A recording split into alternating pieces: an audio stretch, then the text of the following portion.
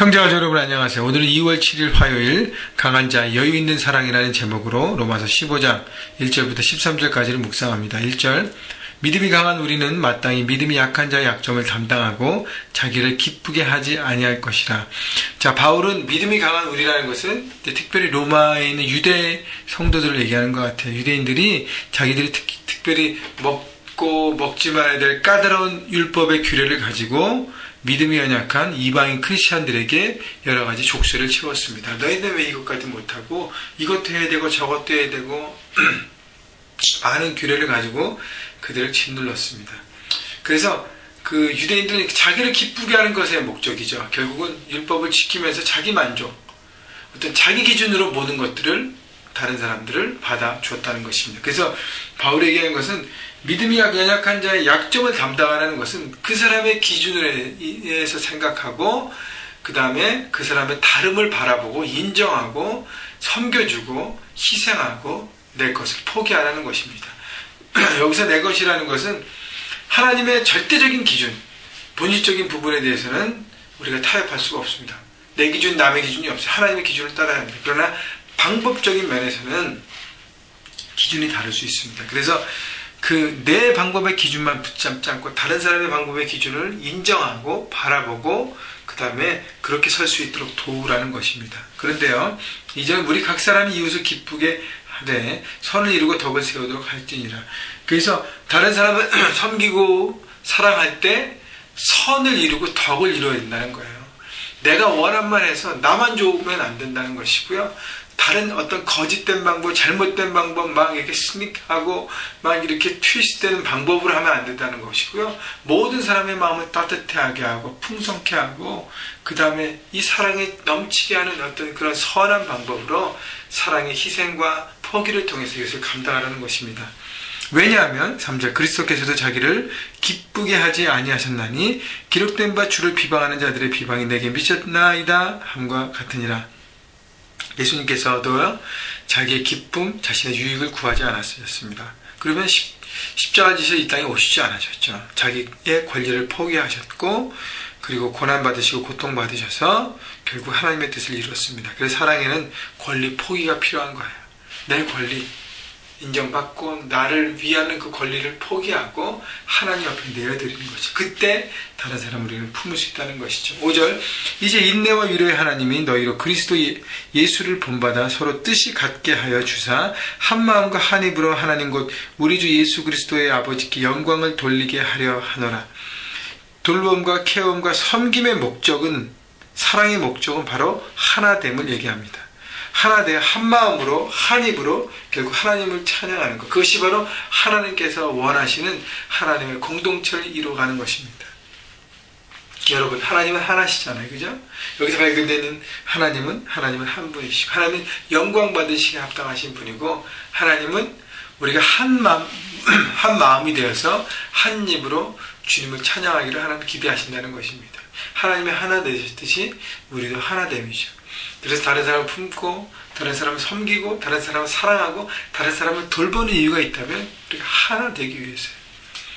예수님의 십자가의 보혈로 우리는 하나가 되었습니다. 이제는 하나됨을 지켜가야 하는 것입니다. 여러분 그것을 여러분 가정에서 먼저 적용하셔야 됩니다. 남편과 아내와 하나가 되고요. 자식과 하나가 되고 그리고 가정 안에서 하나가 돼. 그 다음에 여러분 직장에서 학교에서 하나가 됨을 경험하시고 실천하셔야 되고요. 그 다음에 하나님의 그리스도의 몸, 주님의 몸, 교회에서 하나됨을 우리가 배우고 실천하고 다른 사람을 품어야 할 것입니다. 7절 그러므로 그리스도께서 우리를 받아 하나님께 영광을 돌리신 것 같이 너희도 서로 받으라. 여러분 예수님께서 우리를 받으셨을 때 우리가 자격이 있어서 받으셨나요? 아니잖아요. 우리를 있는 그 모습 그대로 그냥 받아주셨습니다. 그렇기 때문에 너희도 서로 받으라는 것은 다른 사람의 있는 모습 그대로 받아주라는 거예요. 그 사람의 약점은 약점대로, 강점은 강점대로 받아주고 그것이 이렇게 약점은 내가 보완했으면 내가 보완해주고 나 약점은 그쪽에서 보완해줘서 함께 서포트 시스템을 통해서 함께 하나가 되어서 함께 결국 뭐예요? 하나님을 찬양하고 하나님을 섬겨하는 것이죠. 8절 내가 말하는 그리스도께서 하나님의 진실하심을 위하여 할례의 추종자가 되셨으니 이는 조상들에게 주신 약속을 견고하게 하시고 이방인들도 그 긍휼하심으로 말미암아 하나님께 영광을 돌리게 하려 하심이라 기록된 바 그러므로 내가 열방 중에서 주께 감사하고 주의 이름을 찬송하리로다 함과 같으니라.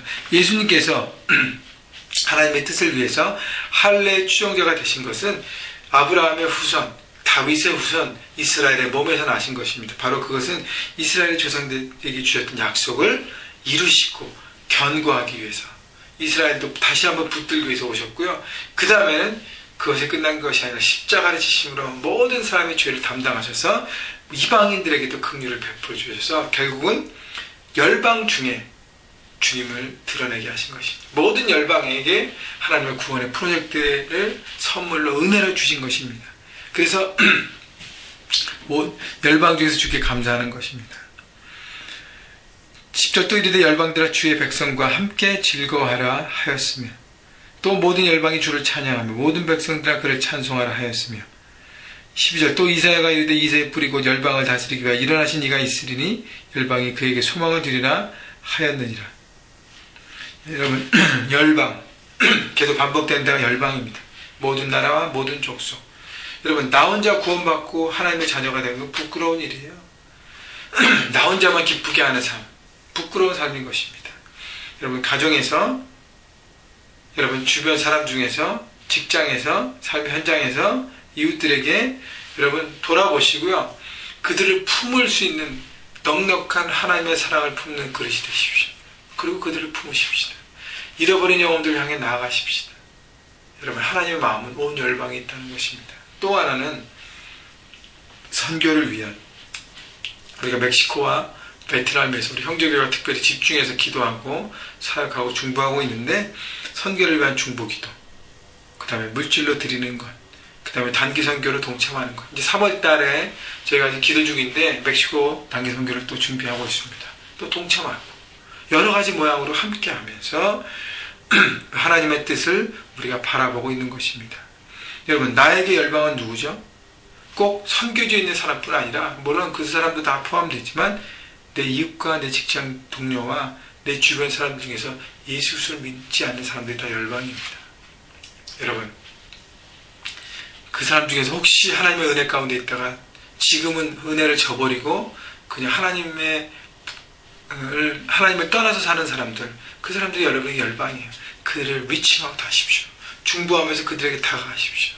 그리고 하나님의 사랑과 섬김과 그들을 그대로 받아주십시오. 왜 너는 하나님의 은혜를 경험했는데 다시 저렇게 하고 있냐 하지 않고 얼마나 네가 힘드냐, 그 사람을 받아주시고 품어주시고 사랑과 섬김의 씨앗을 뿌릴 때 또 그들이 돌아와서 하나님의 자녀가 되고 하나님의 귀한 제자로 설 것입니다. 오늘 여러분의 향한 열방은 누구시고 여러분의 이웃은 누구신지 생각해보고 중보하고 오늘도 한 가지 이상 실천하면서 리칭아웃하고 다가가시기를, 그래서 하나님의 사람을 세워가시기를, 그래서 한 몸과 한 입으로 하나님을 찬양하는 하나님의 그리스도의 몸으로 굳건히 서가신 여러분 모두가 되시기를 주님의 이름으로 축원합니다.